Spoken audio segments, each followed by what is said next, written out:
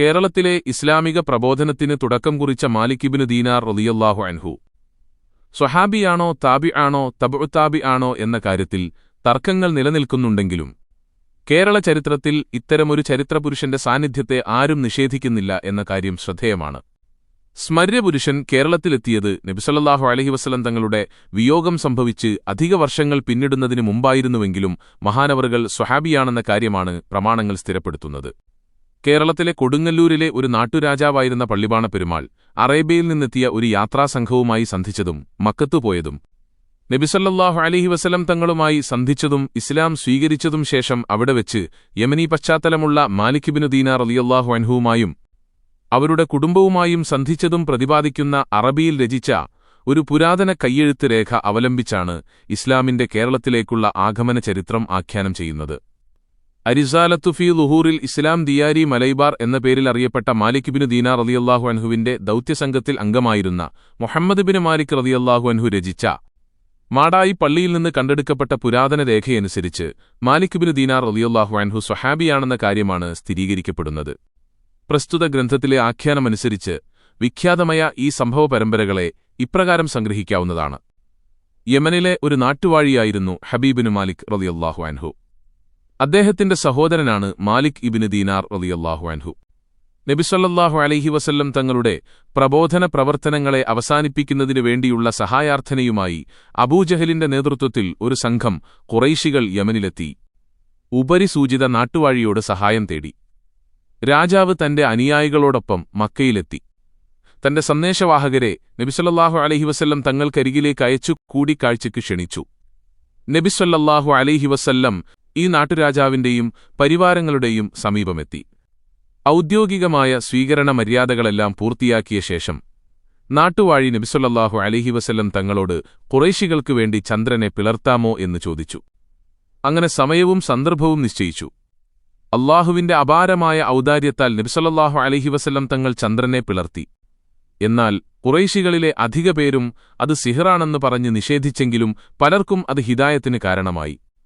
പല ഭാഗത്തുള്ളവരോടും സഞ്ചാരികളോടും അവർ സംഭവത്തിന്റെ നിജസ്ഥിതി അന്വേഷിച്ചു.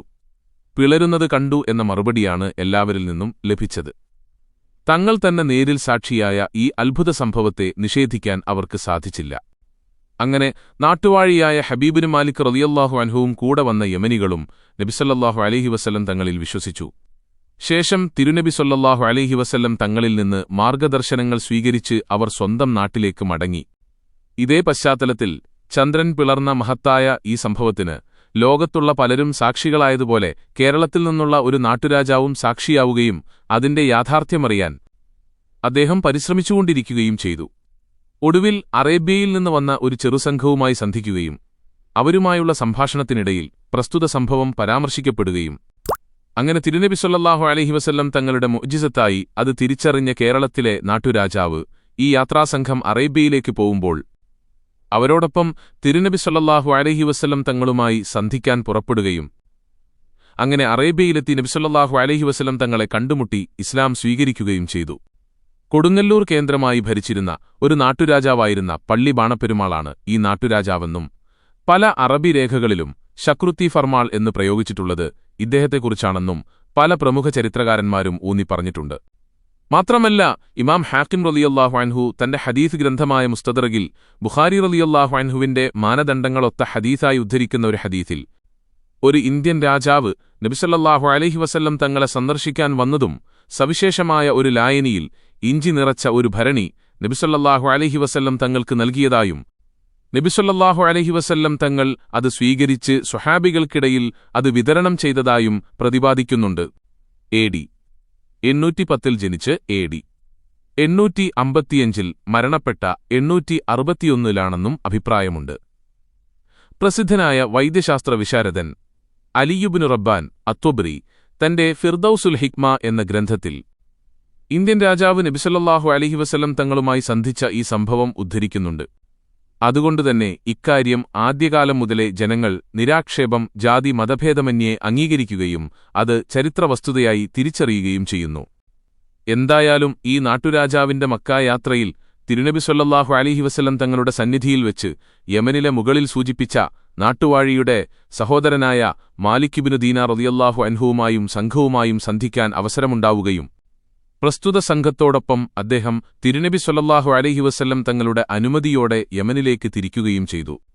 തിരുനബി സ്വല്ലല്ലാഹു അലൈഹി വസല്ലം തങ്ങളുടെ ആശീർവാദത്തോടെ തന്റെ നാട്ടിലേക്ക് തിരിച്ചെത്താനും അവിടെ ഇസ്ലാം പ്രചരിപ്പിക്കാനും ലക്ഷ്യം വെച്ച് യമനിലേക്ക് തിരിച്ച മഹാനായ ഈ രാജാവ് തുറമുഖ പട്ടണമായ ഷഹർ മുഖല്ലയിൽ വെച്ച് രോഗബാധിതനാവുകയും ഇഹലോകവാസം വെടിയുകയും ചെയ്തു. രാജാവിന്റെ വിയോഗത്തോടെ ഇന്ത്യയിലേക്കുള്ള യാത്ര തത്കാലം അനിശ്ചിതത്വത്തിലായെങ്കിലും തന്റെ മരണം ഏതാണ്ട് ഉറപ്പാണെന്ന് തിരിച്ചറിഞ്ഞ വേളയിൽ തന്നെ അക്കാലത്ത് കേരളത്തിൽ നിലവിലുണ്ടായിരുന്ന ലിപിരൂപത്തിൽ കേരളത്തിലെ നാട്ടുരാജാക്കന്മാർക്ക് നൽകാൻ രാജാവ് സന്ദേശമെഴുതി നൽകിയതിനാൽ ഈ യാത്രാപദ്ധതി അവർ ഉപേക്ഷിച്ചിരുന്നില്ല. തിരുനബി സ്വല്ലല്ലാഹു അലൈഹി വസല്ലം തങ്ങളുടെ വിയോഗശേഷം ഒരു സ്വപ്നത്തിലൂടെ ഈ ദൗത്യം പൂർത്തിയാക്കാൻ നബി സ്വല്ലല്ലാഹു അലൈഹി വസല്ലം തങ്ങളിൽ നിന്ന് തന്നെ ആജ്ഞ വന്നതോടെ അവർ എല്ലാം അല്ലാഹുവിൽ അർപ്പിച്ച് കുടുംബസമേതം പുറപ്പെടാനൊരുങ്ങി. അങ്ങനെയാണ് യമനിലെ നാട്ടുവാഴിയായിരുന്ന ഹബീബ് ബിൻ മാലിക് റളിയല്ലാഹു അൻഹുവിന്റെ സഹോദരനായ മാലിക് ബിൻ ദീനാർ റളിയല്ലാഹു അൻഹുവിന്റെ നേതൃത്വത്തിൽ ആ സംഘം മലബാറിലേക്ക് പുറപ്പെട്ടത്. രാജാവ് മരണപ്പെട്ട് ഏതാനും വർഷങ്ങൾ കഴിഞ്ഞ ശേഷം ഷറഫ് ഇബ്നു മാലിക് റളിയല്ലാഹു അൻഹു, മാലിക് ഇബ്നു ദീനാർ റളിയല്ലാഹു അൻഹു, മാലിക് ഇബ്നു ഹബീബ് റളിയല്ലാഹു അൻഹു, ഭാര്യ ഖമരിയ റളിയല്ലാഹു അൻഹ എന്നിവരും മക്കളും കൂട്ടുകാരും ഉൾപ്പെട്ട പ്രസ്തുത സംഘം മലബാറിലേക്ക് കപ്പൽ കയറി. ഏതാനും നാളുകളിലെ യാത്രയ്ക്ക് ശേഷം അവർ കൊടുങ്ങല്ലൂരിലിറങ്ങി. രാജാവ് കൊടുത്തയച്ചിരുന്ന കത്ത് അപ്പോൾ അവിടെ ഭരണം നടത്തിക്കൊണ്ടിരുന്ന ഭരണാധികാരിക്ക് നൽകി. രാജാവ് മരണപ്പെട്ടത് വെളിപ്പെടുത്തിയതുമില്ല. എഴുത്ത് വായിച്ച് വിവരങ്ങൾ മനസ്സിലാക്കിയ ഭരണാധികാരി അതിൽ പറഞ്ഞ പ്രകാരം അവർക്ക് നിലങ്ങളും തോട്ടങ്ങളും കൊടുത്തു. തുടർന്ന് അവർ അവിടെ താമസമാക്കുകയും ഒരു പള്ളി പണിയുകയും ചെയ്തു. തുഫത്തുൽ മുജാഹിദീൻ തന്നെ നൽകുന്ന വിവരങ്ങളനുസരിച്ച് തുടർന്നുള്ള സംഭവങ്ങളെ ഇപ്രകാരം സംഗ്രഹിക്കാവുന്നതാണ്.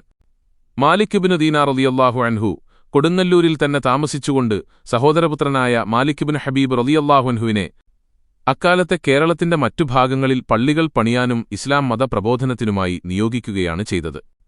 അങ്ങനെ മലബാറിലെയും കർണാടകയിലെയും വിവിധ ഭാഗങ്ങളിൽ പോയി അവിടങ്ങളിലെല്ലാം ഇസ്ലാം മതം പ്രചരിപ്പിക്കുകയും പള്ളികൾ പണിയുകയും ചെയ്ത് മാലിക് ഇബ്നു ഹബീബ് റളിയല്ലാഹു അൻഹു കൊടുങ്ങല്ലൂരിലേക്ക് തിരിച്ചുവന്നു. തന്റെ പിതൃവ്യനായ മാലിക് ഇബ്നു ദീനാറിന്റെ കൂടെ അദ്ദേഹം കൊടുങ്ങല്ലൂരിൽ അല്പദിവസം കൂടി പാർത്തു.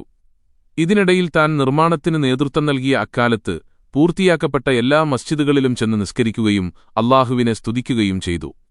ഇവിടങ്ങളിലെല്ലാം അറേബ്യയിൽ നിന്ന് തങ്ങളെ അനുഗമിച്ചുവന്ന മക്കളും ബന്ധുക്കളുമായവരെ ഖാസിമാരായി നിശ്ചയിക്കുകയും ചെയ്തു. ഇതിനുശേഷം കൊടുങ്ങല്ലൂരിൽ നിന്നും മാലിക് ഇബ്നു ദീനാർ റളിയല്ലാഹു അൻഹുവും മാലിക് ഇബ്നു ഹബീബ് റളിയല്ലാഹു അൻഹുവും അവരുടെ കൂട്ടുകാർ ഭൃത്യർ എന്നിവരുൾക്കൊള്ളുന്ന ശേഷിക്കുന്ന സംഘം കൊല്ലത്തേക്ക് യാത്ര തിരിച്ചു. അവിടെ നിന്ന് മാലിക് ഇബ്നു ദീനാർ റളിയല്ലാഹു അൻഹുവും കുറച്ചാളുകളും ഷഹർ മുഖല്ലയിലേക്ക് പുറപ്പെടുകയും ബാക്കിയുള്ളവർ അവിടെത്തന്നെ താമസിക്കുകയും ചെയ്തു. ഷഹർ മുഖല്ലയിൽ വെച്ച് ഇഹലോകവാസം വെടിഞ്ഞ കേരളീയ രാജാവിന്റെ മഖ്ബറ സന്ദർശിച്ച ശേഷം മാലിക് ഇബ്നു ദീനാർ റളിയല്ലാഹു അൻഹു പിന്നീട് പോയത് ഖുറാസാനിലേക്കാണ്. അവിടെ വെച്ചാണ് മഹാനവറുകളുടെ വിയോഗം സംഭവിച്ചത്. ഇതിനിടയിൽ മാലിക് ഇബ്നു ഹബീബ് റളിയല്ലാഹു അൻഹു തന്റെ മക്കളിൽ ചിലരെ കൊല്ലത്ത് താമസിപ്പിച്ച് ഭാര്യയെയും കൂട്ടി കൊടുങ്ങല്ലൂരിലേക്ക് തന്നെ മടങ്ങി. പിന്നീട് അവിടെ വെച്ചാണ് മഹാനവറുകളുടെയും ഭാര്യയുടെയും അന്ത്യം സംഭവിച്ചത്. തുഹ്ഫത്തുൽ മുജാഹിദീൻ എന്ന ഗ്രന്ഥത്തിലെ വിവരങ്ങളും അരിസാലത്തു ഫീ ളുഹൂരിൽ ഇസ്ലാം ദിയാരി മലൈബാർ എന്ന കയ്യെഴുത്തുരേഖയിലെ വിവരങ്ങളുമനുസരിച്ച് ഖുറാസാനിൽ വെച്ചാണ് മാലിക് ഇബ്നു ദീനാർ റളിയല്ലാഹു അൻഹുവിന്റെ വിയോഗം സംഭവിച്ചതെന്ന് വ്യക്തമാകുന്നു.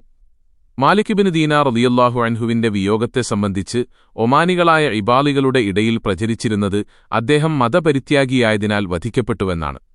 മഹാനവറുകളെക്കുറിച്ച് ത്യാബ അഹ്മദ് അസ്ഹരി ബാസിയാരകം രചിച്ച മലയാള ഗ്രന്ഥത്തിൽ ഇക്കാര്യം പരാമർശിക്കുന്നുണ്ട്. ഖവാരിജുകളോട് ചരിത്രപരമായി ബന്ധമുള്ള ഇബാലികൾ മഹാനവറുകളെക്കുറിച്ച് ഇപ്രകാരം പറയുന്നത് പരിഗണിക്കുമ്പോൾ ഈ വിയോഗം സംഭവിച്ചത് അലി റളിയല്ലാഹു അൻഹുവിന്റെ ഭരണകാലത്താകാനാണ് സാധ്യതയെന്ന് കരുതപ്പെടുന്നു. മാത്രമല്ല ഖവാരിജുകളുടെ കൈകളാലാണ് മഹാനവറുകൾ വധിക്കപ്പെട്ടതെന്ന് അനുമാനിക്കുന്നതിലും തെറ്റില്ല.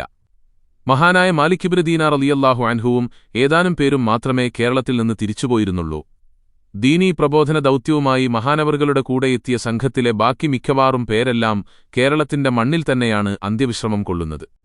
വളപട്ടണത്തെത്തിയ അബൂബക്കർ സിദ്ദീഖ് റളിയല്ലാഹു അൻഹുവിന്റെ പേരമക്കൾ ജീവിതം മുഴുവനും അല്ലാഹുവിന്റെ വഴിയിൽ സമർപ്പിച്ച് ത്യാഗപൂർണമായ പ്രവർത്തനങ്ങളിലൂടെ ജനങ്ങൾക്ക് വഴികാട്ടികളായി ജീവിച്ചു. ആ മഹാന്മാരുടെ പ്രബോധന പ്രവർത്തനങ്ങളുടെ പിന്തുടർച്ച ഏറ്റെടുത്ത് പിൽക്കാലത്ത് കേരളത്തിലെത്തിയ മറ്റൊരു സംഘത്തെക്കുറിച്ചും ചില രേഖകൾ അടിസ്ഥാനമാക്കി ചരിത്രകാരന്മാർ വിവരിച്ചിട്ടുണ്ട്. ഹിജ്റ 2-ാം നൂറ്റാണ്ട് ആരംഭത്തിൽ വളപട്ടണത്തെത്തിയ അബൂബക്കർ സിദ്ദീഖ് റളിയല്ലാഹു അൻഹുവിന്റെ സന്തതി പരമ്പരയിൽ നിന്നുള്ള മൂന്നാമത്തെ പേരമക്കളായ മുഹമ്മദ് റളിയല്ലാഹു അൻഹുവും ഹുസൈൻ റളിയല്ലാഹു അൻഹുവും മറ്റു ചിലരും കുടുംബസമേതം ആദ്യം ഏഴിമലയിലും പിന്നീട് പ്രദേശത്തെ നാട്ടുരാജാവിന്റെ ആശീർവാദത്തോടെ വളപട്ടണത്തും എത്തിയതായി കാണുന്നു. അവിടെ ഒരു മസ്ജിദ് സ്ഥാപിക്കുകയും ആ പ്രദേശം കേന്ദ്രീകരിച്ച് ഇസ്ലാമിക പ്രബോധനത്തിന് നേതൃത്വം നൽകുകയും ചെയ്തു. വളപട്ടണം ഖാസിമാർ ഈ സിദ്ദീഖി പരമ്പരയിൽപ്പെട്ടവരാണ്. ആദ്യത്തെ ഖാസിയായ ഖാസി മുഹമ്മദ് റളിയല്ലാഹു അൻഹു മുതൽ AD 16-ാം നൂറ്റാണ്ട് വരെ ഈ പരമ്പരയിൽ 21 ഖാസിമാർ ഉണ്ടായതായും 16-ാം നൂറ്റാണ്ടിൽ ഈ കുടുംബത്തിൽ നിന്ന് ബുഖാറയിൽ നിന്നും ഹമദാനിൽ നിന്നും വന്ന സാദാത്തീങ്ങൾ വിവാഹം കഴിച്ചതിനുശേഷം ബുഖാരി സാദാത്തീങ്ങളുടെ പേരിലാണ് ഈ ഖാസി കുടുംബം പിന്നീട് അറിയപ്പെട്ടതെന്നും ചരിത്രരേഖകൾ സൂചിപ്പിക്കുന്നു. ഇക്കാര്യം പരിഗണിച്ചാൽ കേരളത്തിൽ ദീനീ പ്രബോധന ദൗത്യം നിർവഹിച്ച രണ്ടാമത്തെ സംഘം ഹിജ്റ 2-ാം നൂറ്റാണ്ട് ആരംഭത്തിൽ വളപട്ടണത്തെത്തിയ അബൂബക്കർ സിദ്ദീഖ് റളിയല്ലാഹു അൻഹുവിന്റെ സന്തതി പരമ്പരയിൽ നിന്നുള്ളവരാണെന്ന് വ്യക്തമാകും. പിൽക്കാലത്ത് ഇസ്ലാമിക പ്രബോധന ദൗത്യവുമായി ദക്ഷിണേന്ത്യൻ തീരങ്ങളിലെത്തിയ മഹാന്മാരായ സൂഫിയാക്കൾ നിരവധിയാണ്. അവരിൽ കേരള ചരിത്രത്തിലെ നിർണായകമായ ഒരു പരിവർത്തനത്തിന് തുടക്കം കുറിച്ച മഹാനായ സൂഫി ഷെയ്ഖ് അലിയുൽ ഖൂഫി റളിയല്ലാഹു അൻഹുവിനെക്കുറിച്ച് ലഭ്യമായ വിവരങ്ങൾ താഴെ നൽകുന്നു. ഷെയ്ഖ് അലിയുൽ ഖൂഫി റളിയല്ലാഹു അൻഹു ആഗമനവും ചരിത്രപശ്ചാത്തലവും ഇസ്ലാമിക നാഗരികതയുടെ സുവർണദശയായി അടയാളപ്പെടുത്തപ്പെട്ട അബ്ബാസിയ കാലഘട്ടത്തിൽ ഖലീഫ മഅ്മൂനിന്റെ ഭരണകാലത്ത് ഇറാഖിലെ കൂഫയിൽ നിന്ന് കേരളത്തിലെത്തിയ മഹാസാത്വികനായ സൂഫിവര്യനാണ് അലിയുൽ ഖൂഫി റളിയല്ലാഹു അൻഹു. സ്വർഗം കൊണ്ട് സുവാർത്തയറിയിക്കപ്പെട്ടവരും തിരുനബി സ്വല്ലല്ലാഹു അലൈഹി വസല്ലം തങ്ങളുടെ അല്ലാഹുവേ, ഇവരുടെ വാളിനെ നീ നേരെയാക്കുകയും ഇവരുടെ പ്രാർത്ഥനയ്ക്ക് നീ ഉത്തരം നൽകുകയും ചെയ്യണമേ എന്ന പ്രത്യേക പ്രാർത്ഥനയ്ക്ക് പാത്രമായവരുമായ പ്രമുഖ സ്വഹാബി സഅദ് ബിൻ അബീ വഖാസ് റളിയല്ലാഹു അൻഹുവിന്റെ നേതൃത്വത്തിൽ ഇസ്ലാമിന്റെ അധീനതയിൽ വന്ന പ്രദേശമാണ് കൂഫ. പിൽക്കാല ഇസ്ലാമിക ചരിത്രത്തിലും വളരെ പ്രാധാന്യമേറിയ നിരവധി സംഭവവികാസങ്ങൾക്ക് വേദിയായ ഈ മണ്ണിൽ നിന്നും മലബാറിലേക്ക് ഇസ്ലാമിക പ്രബോധനം ലക്ഷ്യം വെച്ചെത്തിയ സാത്വിക വ്യക്തിത്വമാണ് അലിയുൽ ഖൂഫി റളിയല്ലാഹു അൻഹു. ഹിജ്റ 208-ലായിരുന്നു ഈ ആഗമനമെന്നാണ് റിഹ്ലത്തുൽ മുലൂക്ക് ഉൾപ്പെടെയുള്ള പഴയകാല രേഖകൾ. കേരള ചരിത്രം രചിച്ച ആദ്യകാല ചരിത്രകാരന്മാർ അവസാനത്തെ പെരുമാളായി പരിഗണിക്കുന്ന ഭരണാധികാരിയുടെ കാലത്താണ് മഹാനവറുകളുടെ ആഗമനമുണ്ടായത്. AD 824-ലായിരുന്നു ഇത്. AD 813-ൽ അധികാരമേറ്റെടുത്ത ഖലീഫ മഅ്മൂനിന്റെ ഭരണകാലം ഇസ്ലാമിക സമൂഹത്തിന്റെ സാംസ്കാരികവും വൈജ്ഞാനികവുമായ സുവർണദശയായിരുന്നു. ഇസ്ലാമിക സാമ്രാജ്യത്തിന്റെ ആഭ്യന്തരമായ കെട്ടുറപ്പും സുസ്ഥിരതയും അനിവാര്യമായ ഒരു കാലഘട്ടം കൂടിയായിരുന്നു ഇത്. ഷീഈകളുടെയും മാവാലികളുടെയും പിന്തുണയോടെ ഉമവികളെ സ്ഥാനഭ്രഷ്ടരാക്കി അബ്ബാസികൾ അധികാരം പിടിച്ചെങ്കിലും പിന്നീട് പല ഭാഗങ്ങളിൽ നിന്നും കലാപങ്ങൾ ഉയർന്നുവരികയുണ്ടായി. ഇത്തരം വെല്ലുവിളികളെ ഖലീഫ മഅ്മൂനിന് നേരിടേണ്ടി വന്നിട്ടുണ്ട്. മറ്റ് സംസ്കാരങ്ങളുമായി സഹവർത്തിത്വപൂർണമായ സമ്പർക്കങ്ങൾ നിലനിന്നിരുന്നതിനാൽ അക്കാലം നാഗരികമായ അർത്ഥത്തിൽ വലിയ ഉന്നതി പ്രാപിച്ചിരുന്നു. എന്നാൽ ഇസ്ലാമിന്റെ പാരമ്പര്യ ചിന്തയ്ക്കും വൈജ്ഞാനിക പൈതൃകങ്ങൾക്കും മൂല്യശോഷണം സംഭവിച്ചുകൊണ്ടിരുന്ന ആ ഘട്ടത്തിൽ പല സാത്വികരായ പ്രബോധകരും തങ്ങളുടെ പ്രദേശങ്ങൾ വിട്ട് ഇസ്ലാമിക പ്രബോധനവും ലളിതജീവിതവും ലക്ഷ്യം വെച്ച് പലായനം ചെയ്തിട്ടുണ്ട്. ഈ ഗണത്തിൽപ്പെട്ട ഒന്നായിരുന്നു ഷെയ്ഖ് അലിയുൽ ഖൂഫി റളിയല്ലാഹു അൻഹുവിന്റെയും അദ്ദേഹത്തോടൊപ്പം വന്ന ഒമർ മുഹമ്മദ് സുഹ്റവർദി ഉൾപ്പെടെയുള്ളവരുടെയും യാത്ര. ഇവരുടെ ആഗമനത്തിന് പിന്നാലെയാണ് ഹിജ്റ 227-ൽ AD 842 അബ്ബാസി സാമ്രാജ്യത്തിന്റെ ഭാഗമായിരുന്ന ഈജിപ്തിലെ കാഹിറയിൽ നിന്നായി വലിയൊരു സംഘം പലായനം ചെയ്ത് കായൽപട്ടണത്തെത്തിയത്. മുഅ്തസിലി ചിന്താഗതികളുടെ സ്വാധീനത്താൽ അബ്ബാസി ഭരണകൂടം സുന്നത്ത് ജമാഅത്തിന്റെ വിശ്വാസികൾക്കെതിരെ പീഡന നടപടികൾ സ്വീകരിച്ച സാഹചര്യത്തിലാണ് ഇത്തരം പലായനങ്ങൾ നടന്നത്. അലിയുൽ ഖൂഫി റളിയല്ലാഹു അൻഹുവും സംഘവും കേരളത്തിലെത്തിയപ്പോൾ അന്നത്തെ പ്രബലനായ രാജാവുമായി കൂടിക്കാഴ്ച നടത്തുകയും തങ്ങളുടെ ആഗമനോദ്ദേശ്യം അറിയിക്കുകയും ചെയ്തു. അറബികളോടും മുസ്ലിം കച്ചവടക്കാരോടും നല്ല ബന്ധം പുലർത്തിയിരുന്ന രാജാവ് അവർക്ക് ആവശ്യമായ എല്ലാ സൗകര്യങ്ങളും ഒരുക്കി നൽകി. തന്റെ ഭരണ ആസ്ഥാനത്തിനടുത്തുതന്നെയായിരിക്കാം അദ്ദേഹം മഹാനവറുകളെയും അനുചരന്മാരെയും താമസിപ്പിച്ചത്. വിദേശത്തു നിന്നെത്തിയ ഈ മഹാന്മാരുടെ ഉന്നതമായ സ്വഭാവഗുണങ്ങൾ ശ്രദ്ധിച്ച രാജാവ് അവരിലേക്ക് ആകർഷിക്കപ്പെടുക എന്നത് സ്വാഭാവികമായിരുന്നു. അക്കാലത്ത് തന്റെ കുടുംബജീവിതത്തിൽ സംഭവിച്ച ചില അശുഭകരമായ കാര്യങ്ങൾ കാരണം രാജാവ് വലിയ മാനസിക വിഷമത്തിലായിരുന്നു. എന്നാൽ അലിയുൽ ഖൂഫിയും സംഘവുമായുള്ള സമ്പർക്കങ്ങൾ രാജാവിന് സ്വസ്ഥതയും സമാധാനവും പകർന്നിട്ടുണ്ടാവും.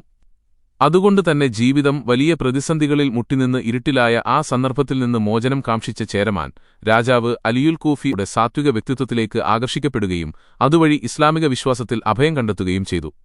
ഇതിനു പുറമെ ഹിജ്റ 208-ൽ AD 824-ലെത്തിയ സൂഫിവര്യനും പണ്ഡിതാഗ്രേസരനുമായിരുന്ന കൂഫയിലെ ശൈഖ് അലി അനുയായികളോടുകൂടി മതപ്രചരണത്തിനായി കേരളത്തിലെത്തിയിരുന്നു. അദ്ദേഹത്തിന്റെ അപാരമായ പാണ്ഡിത്യത്തിലും വിസ്മയകരമായ സിദ്ധിയിലും ആകൃഷ്ടരായി ധാരാളം സന്യാസിമാരും വൈദിക ശ്രേഷ്ഠന്മാർ പോലും ഇസ്ലാമിലേക്ക് ആകർഷിക്കപ്പെട്ടതായി പറയുന്നുണ്ട്. അവസാനത്തെ പെരുമാൾ 3 പന്തീരാണ്ടുകാലം ഭരണം നടത്തിയിരുന്നുവെന്നും അതിനുശേഷം ആധ്യാത്മിക ചിന്തയിലേക്ക് മടങ്ങിയെന്നും ലൗകിക സുഖങ്ങളൊക്കെ പരിത്യജിച്ചിരുന്ന അദ്ദേഹം അധികാരം തന്റെ സാമന്തന്മാരിൽ അർപ്പിച്ചുകൊണ്ട് തന്റെ അവസാന നാളുകൾ മക്ക എന്ന പുണ്യഭൂമിയിൽ കഴിച്ചുകൂട്ടാൻ ആഗ്രഹിച്ചുകൊണ്ട് യാത്ര പുറപ്പെട്ടുവെന്നും നാം മനസ്സിലാക്കുന്നു. ചേരമാൻ പെരുമാൾ എന്ന പേരിൽ പ്രസിദ്ധനും ജനപ്രീതി നേടിയ ഭരണാധിപനുമായ അദ്ദേഹം സൂഫിവര്യനായ കുഫയിലെ ഷേഖലിയുടെയും മറ്റും പ്രേരണയാലും അക്കാലത്ത് അഭിമാനകരമാം വണ്ണം വികാസം പ്രാപിച്ചുകൊണ്ടിരുന്ന മുസ്ലിം സമുദായത്തിന്റെ സമ്പർക്കത്താലും ഇവിടെ വെച്ച് തന്നെ മതപരിവർത്തനം ചെയ്ത അദ്ദേഹവുമാണ്. ഏതാനും തലമുറകൾക്കപ്പുറമുള്ള തങ്ങളുടെ പൂർവ്വപിതാവായ ഒരു നാട്ടുരാജാവ് തിരുനബി തങ്ങളുടെ കാലത്ത് തന്നെ അറേബ്യയിൽ പോയതും ഇസ്ലാം സ്വീകരിച്ചതുമെല്ലാം രാജാവിന്റെ ഇസ്ലാമാശ്ലേഷത്തിന് കൂടുതൽ പ്രചോദിപ്പിച്ചിരിക്കാം. രാജാവിന്റെ ഹജ്ജ് യാത്ര ഇസ്ലാം സ്വീകരിച്ചതോടെ രാജാവിന് വലിയ പരിവർത്തനങ്ങൾ തന്നെ സംഭവിച്ചു. തന്റെ പാപങ്ങൾക്കെല്ലാം പ്രായശ്ചിത്തമായിരിക്കുന്നു എന്ന് രാജാവ് തിരിച്ചറിഞ്ഞു. ഇസ്ലാമിക ജീവിതവും സംസ്കാരവും രഹസ്യമായി അനുശീലിക്കാൻ തുടങ്ങിയ രാജാവിൽ പരിത്യാഗത്തിന്റെ മനസ്സും ജീവിതശൈലിയും നാമ്പിട്ടു. ഈ പശ്ചാത്തലത്തിൽ ഇസ്ലാമിലെ നിർബന്ധാനുഷ്ഠാനമായ ഹജ്ജ് ചെയ്യാൻ രാജാവ് തീരുമാനിക്കുകയും അതിനുവേണ്ടി ഒരുക്കങ്ങൾ നടത്തുകയും ചെയ്തു. ഹജ്ജിന്റെ മുന്നോടിയായി എല്ലാ ഐഹിക ബാധ്യതകളും പൂർത്തീകരിക്കേണ്ടത് അനിവാര്യമായതിനാൽ രാജാവ് തന്റെ ആശ്രിതരെയെല്ലാം വിളിച്ചുകൂട്ടി താനൊരു യാത്ര പുറപ്പെടാനിരിക്കുന്ന കാര്യം അറിയിക്കുകയും ബാധ്യതകളെല്ലാം പൂർത്തീകരിക്കുകയും ചെയ്തു.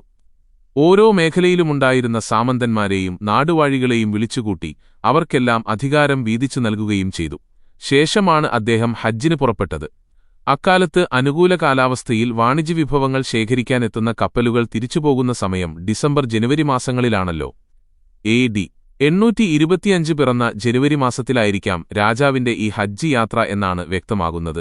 കാരണം ചേരമാൻ പെരുമാളുടെ സലാലയിലെ ലോഫാറിലെ മക്ബറയിൽ ഹിജ്റ 212 വന്നുവെന്നും ഹിജ്റ 216 മരണമടഞ്ഞുവെന്നും രേഖപ്പെടുത്തിയതായി കാണുന്നുണ്ട്. അക്കാലത്ത് ഓരോ വർഷവും ഇത്തരം കച്ചവട കപ്പലുകളോടനുബന്ധമായി ഹജ്ജ് യാത്ര ഉദ്ദേശിക്കുന്നവർക്കും അതിന് സൗകര്യങ്ങളുണ്ടാവുക സാധാരണമാണല്ലോ. പെരുമാൾ രാജ്യം അംശിച്ചുകൊടുത്തു കഴിഞ്ഞുവെന്നും അശ്വിന് അഥവാ ഹജ്ജിന് പുറപ്പെടാറായെന്നും കേട്ട് പുന്തുറക്കാരനും മങ്ങാട്ടുണ്ണികുമാരനോടും തൃക്കരിയൂർ ചിത്രകൂടത്തിൽ ചെന്ന് പെരുമാളെ കാണുമ്പോഴേക്ക് രാജ്യം വേണ്ടപ്പെട്ട ജനങ്ങൾക്ക് പകുത്തുകൊടുത്തുപോയല്ലോ, ഇനി എന്തു വേണ്ടത് എന്നു വിചാരിച്ച് ഇനി കോഴികൂവുന്ന ദേശവും ചുള്ളിക്കാടുമുണ്ട്, അത് നിങ്ങൾക്ക് തരാമെന്ന് പെരുമാൾ അരുളി ചെയ്താരേ. അതുമതിയെന്ന് നിശ്ചയിച്ചതിനുശേഷം ചേരമാൻ പെരുമാൾ വള്ളുവക്കോനാതിരിയെ കൂടെ നിർത്തി പൊൻകുന്നിൽ ശംഖിൽ വെള്ളം പകർന്ന് ശേഷിപ്പുണ്ടായിരുന്ന കോഴിക്കോടും ചുള്ളിക്കാടും ആനക്കോൽ മുക്കാൽ വഴിയും കാദിയാർ ഖാസിയാർ മുതലായ ജോനകരെയും മക്കത്തെ കപ്പലോടിക്കാനും മാമാങ്കം പാലിപ്പാനും കൽപ്പിച്ചു. വാളും വാളിൽ നീരും പകർന്നുകൊടുത്തു. നിങ്ങൾ ചത്തും കൊന്നും അടക്കിക്കൊള്ളുക എന്ന ആജ്ഞയും. പ്രസ്തുത വിവരണത്തിൽ ഉരുത്തിരിയുന്ന വസ്തുതകൾ വിലപ്പെട്ടതാണല്ലോ. പെരുമാൾ രാജ്യം നാട്ടുചരന്മാർക്ക് ഏൽപ്പിച്ചുകൊടുത്തുവെന്നത് അദ്ദേഹം ഹജ്ജിന് പുറപ്പെടാൻ ഒരുങ്ങി നിന്ന സമയമാണ്. ഹജ്ജിന് പുറപ്പെടുന്ന ആൾ അതിനെത്രയോ മുമ്പ് തന്നെ ഇസ്ലാമായി തീർന്നിരിക്കണം എന്നത്. ഹജ്ജ് കർമ്മം നിർവഹിക്കാൻ നിശ്ചയിക്കുന്ന ഏതൊരാളും എല്ലാ ബാധ്യതകളിൽ നിന്നും വിമുക്തനും താൻ ചെയ്യേണ്ട ചുമതലകൾ മുഴുവൻ നിർവഹിച്ചിട്ടുള്ള വ്യക്തിയുമായിരിക്കണമെന്ന ഇസ്ലാമിക ശാസനവും ഇതോടൊപ്പം ഓർമ്മിക്കേണ്ടതാണ്. സാമൂതിരിമാർ അവരുടെ എല്ലാവിധ സൗഭാഗ്യത്തിനും നിദാനമെന്ന് വിശ്വസിച്ചു പോന്നിരുന്ന പെരുമാളുടെ വാളിനെക്കുറിച്ചുള്ള പരാമർശം ഇതൊക്കെ അസന്നിഗ്ധമായി തെളിയിക്കുന്നത് പ്രവാചകന്റെ കാലത്ത് ഇസ്ലാമിക മിഷണറി സംഘത്തോടൊപ്പം പോയ പെരുമാളും ഇത് കഴിഞ്ഞ് 2 നൂറ്റാണ്ടിനു ശേഷം രാജ്യവിഭജനം നടത്തി ആത്മീയ നിർവൃതിക്കായി മക്കയിലേക്ക് പോയ ചേരമാൻ പെരുമാളും വ്യത്യസ്ത വ്യക്തികളാണെന്നാണ്. സാമൂതിരി കോവിലകത്തെ ഗ്രന്ഥവരിയിലും ഇതേ വിവരണം തന്നെയാണ് നൽകിയിട്ടുള്ളത്. ഇത് ഈ വിവരണങ്ങളിൽ നിന്ന് ഇറാഖിലെ കൂഫയിൽ നിന്ന് കേരളത്തിലെത്തിയ അലിയുൽ കൂഫിയാണ് കേരളത്തിലെ പ്രബലനായ ഒരു രാജാവിന്റെ ഇസ്ലാം മതപ്രവേശനത്തിന് കാരണമായതെന്ന് വ്യക്തമായി. ഹജ്ജിന് പോയ പെരുമാൾ മടങ്ങിവരും വഴി ഒമാനിലെ സലാല മേഖലയിലുള്ള ലോഫാർ എന്ന സ്ഥലത്തുവെച്ച് ഇഹലോകവാസം വെടിയുകയും അവിടെ തന്നെ അന്ത്യവിശ്രമം കൊള്ളുകയും ചെയ്യുന്നു. ഇദ്ദേഹം മുസ്ലിമായതിനുശേഷം അബ്ദുറഹ്മാൻ എന്ന പേരാണ് സ്വീകരിച്ചിരുന്നത്. അതുകൊണ്ടാണ് അബ്ദുറഹ്മാൻ സാമിരി എന്ന പേരിൽ മക്ബറയിൽ ലിഖിതമുള്ളത്. സാമിരി എന്നാൽ വിദേശി എന്ന അർത്ഥത്തിൽ അറബിയിൽ പ്രയോഗിക്കപ്പെടാറുണ്ട് എന്ന കാര്യം ചിലർ പരാമർശിച്ചു കാണുന്നുണ്ട്. രാജാവിന്റെ ഹജ്ജ് യാത്രയ്ക്കും വഫാത്തിനുമെല്ലാം ശേഷം അലിയുൽ കൂഫിയും അനുചരന്മാരും മലബാറിന്റെ വടക്കൻ പ്രദേശങ്ങളിലേക്കെത്തുകയും മയ്യഴിപ്പുഴയുടെ തീരപ്രദേശങ്ങളിലായി തങ്ങളുടെ ദീനീ ദൗത്യത്തിന് നേതൃത്വം നൽകുകയും ചെയ്തു. നാമമാത്രമാണെങ്കിലും ആദ്യമേ മുസ്ലിം അധിവാസമുണ്ടായിരുന്ന പ്രദേശങ്ങളാണ് സ്വാഭാവികമായും അവർ തിരഞ്ഞെടുത്തിട്ടുണ്ടാവുക. മുകളിൽ ഉദ്ധരിച്ച റിഹ്ലത്തുൽ മുലൂക്കിലെ വിവരണമനുസരിച്ച് ചോമ്പാൽ മുസ്ലിം അധിവാസമുണ്ടായിരുന്ന ഒരു പ്രദേശമായിരുന്നു. അതുകൊണ്ടുതന്നെ ഈ പ്രദേശവും അതിന്റെ പരിസര പ്രദേശങ്ങളുമാണ് അവർ തങ്ങളുടെ ദീനീ ദൗത്യത്തിനു വേണ്ടി തെരഞ്ഞെടുത്തത്. ചോമ്പാലിൽ നിന്ന് അല്പം വടക്ക് കിഴക്കായി സ്ഥിതി ചെയ്യുന്ന പെരിസങ്ങത്തൂരാണ് തന്റെ ദൗത്യത്തിന് ആസ്ഥാനമായി ബഹുമാനപ്പെട്ട ഷേഖ് അലിയുൽ കൂഫി തെരഞ്ഞെടുത്തത്. മഹാനവറുകളോടൊപ്പം അനുഗമിച്ചിരുന്ന ഉമർ സുഹറവർദിയാകട്ടെ തന്റെ പ്രവർത്തന കേന്ദ്രമായി ചോമ്പാൽ തിരഞ്ഞെടുക്കുകയുണ്ടായി. ചോമ്പാലിൽ താവളമുറപ്പിച്ച മഹാനവറുകൾ തന്റെ സവിശേഷ സിദ്ധികളാൽ ജനങ്ങൾക്കിടയിൽ സ്വീകാര്യനാവുകയും പ്രദേശത്തെ നാടുവാഴിയുടെ ഇഷ്ടം സമ്പാദിക്കുകയും ചെയ്തു. അലിയുൽ കൂഫിയാകട്ടെ പെരിസങ്ങത്തൂരിലെത്തിയ ശേഷം കനകമലയുടെ പ്രകൃതി രമണീയമായ ശാന്തതയിൽ തന്റെ ദീനീ പ്രവർത്തനങ്ങൾ ആരംഭിച്ചു. തങ്ങളുടെ ദീനീ ദൗത്യത്തിനു വേണ്ടി ഇത്തരം സവിശേഷ പ്രദേശങ്ങൾ ഈ മഹത്തുക്കൾ തിരഞ്ഞെടുക്കുന്നതിൽ ചരിത്രപരവും സാമൂഹികവുമായ ചില കാരണങ്ങളുണ്ട് എന്ന് തിരിച്ചറിയാനാവും. തീരദേശങ്ങളും അതിനോടടുത്ത പ്രദേശങ്ങളും പുഴമാർഗം എത്തിപ്പെടാൻ സാധിക്കുന്ന ഉൾനാടൻ വാണിജ്യകേന്ദ്രങ്ങളുമാണ് മുഖ്യമായും ഈ മഹത്തുക്കൾ തങ്ങളുടെ ദീനീ ദൗത്യത്തിനു വേണ്ടി തിരഞ്ഞെടുത്തത് എന്ന് കാണാം. ഇത്തരം പ്രദേശങ്ങളിലാണ് അക്കാലത്ത് അറബി കച്ചവട പശ്ചാത്തലമുള്ളവരും അവർ വഴി ഇസ്ലാം സ്വീകരിച്ച തദ്ദേശീയരും വാണിജ്യ ആവശ്യങ്ങൾക്കുവേണ്ടി അവരോട് സമ്പർക്കമുണ്ടായിരുന്ന കച്ചവടത്തിലെ മധ്യവർത്തികളും വസിച്ചിരുന്നത് എന്ന് കാണാം. വ്യാപാര ആവശ്യങ്ങൾക്കുവേണ്ടി തീരദേശങ്ങളിലും ഉൾനാടൻ വാണിജ്യകേന്ദ്രങ്ങളിലും എത്തിപ്പെടുന്ന അറബികളും പേർഷ്യക്കാരുമായ വിദേശികളോട് സമ്പർക്കപ്പെട്ട് കച്ചവട രംഗത്ത് മധ്യവർത്തികളായി വർത്തിച്ചിരുന്നവരും കച്ചവടം വഴി താരതമ്യേന സമ്പന്നരായവരുമായ പ്രത്യേകമായ ഒരു സാമൂഹിക വിഭാഗം ഇക്കാലത്തോടെ രൂപപ്പെട്ടുവന്നിരുന്നു എന്ന് കാണാൻ കഴിയും. ഇവരെയാണ് ഭാവാരൈകൾ എന്ന് പറയുന്നത്. മയ്യഴിപ്പുഴയുടെ ഉൾനാടൻ തീരങ്ങളിൽ അക്കാലത്ത് വസിച്ചിരുന്ന ഈ ഭാവാരൈകളാണ് ആദ്യകാലത്തെത്തിയ അലിയുൽ കൂഫി ഉൾപ്പെടെയുള്ള പ്രമുഖരായ മഹത്തുക്കൾക്ക് തങ്ങളുടെ അധിവാസ മേഖലകളിൽ ആവശ്യമായ സൗകര്യങ്ങൾ ചെയ്തുകൊടുത്തത് എന്ന് കാണാൻ കഴിയും. 1000ഓളം വർഷത്തെ ഇസ്ലാമിക പാരമ്പര്യം അവകാശപ്പെടുന്ന നാദാപുരത്തും ഇസ്ലാമിക പ്രബോധനത്തിന് ആദ്യമായി എത്തിയ മഹാനുമായി സമ്പർക്കപ്പെട്ടതും ഇസ്ലാം സ്വീകരിച്ചതും ഭാവാരൈകളായിരുന്നുവെന്ന കാര്യം വാമൊഴികളിലൂടെ കൈമാറിവരുന്ന ചരിത്രവസ്തുതയാണ്.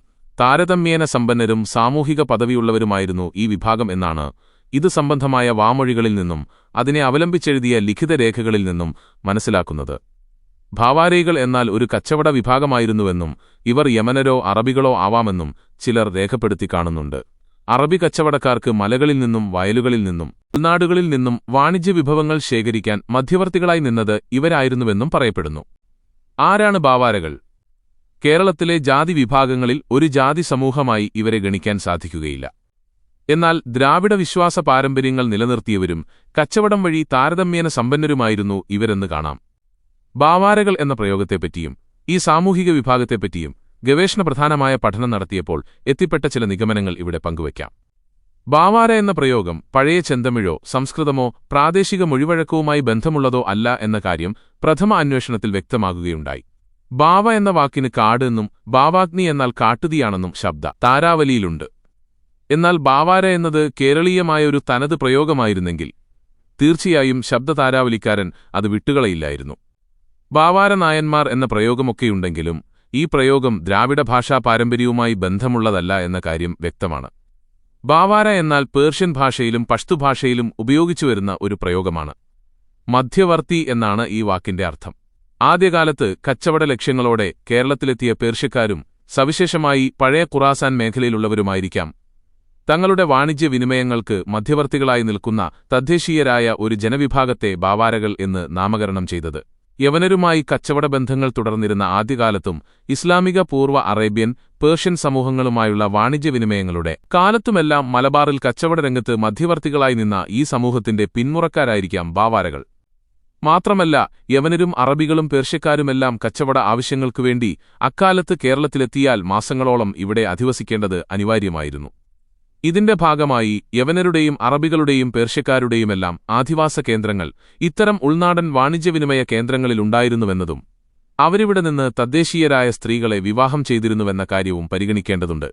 തീർച്ചയായും മധ്യവർത്തികളായി നിൽക്കുന്ന ഈ സാമൂഹിക വിഭാഗവുമായി സ്വാഭാവികമായും ഇത്തരം വിദേശ വണിക്കുകൾക്ക് വിവാഹബന്ധങ്ങളുണ്ടാവുകയും വംശീയമായ സങ്കലനം സംഭവിക്കുകയും ചെയ്തിരിക്കാം.